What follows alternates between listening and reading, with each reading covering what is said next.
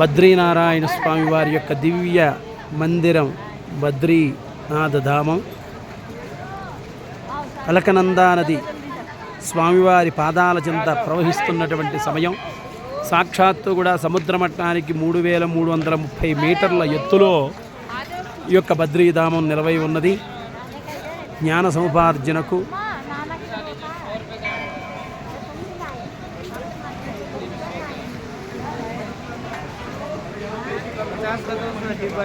ఎన్నో యుగాల ముందర స్వామివారు సాక్షాత్తు కృష్ణార్జునులే నరనారాయణులుగా జ్ఞానామృత సాధనకై బదరిక వనానికి విచ్చేసి తపశ్చర్య ఆచరించినటువంటి ప్రదేశం. అలకనందా నది మహోద్ధృతంగా ప్రవహిస్తూ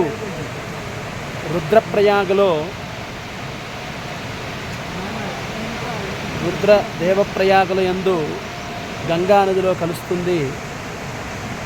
రుద్రదేవప్రయాగల చెంత గంగా నదిలో అలకానంది కలుస్తుందన్నమాట. ఇక్కడి నుంచి ప్రారంభించి అటువంటి అలకనందా నది తీరాన స్వామివారి యొక్క పాద సన్నిధిలో అలకనందా నది ప్రవహిస్తూ గంగా నదిలో కలుస్తుంది.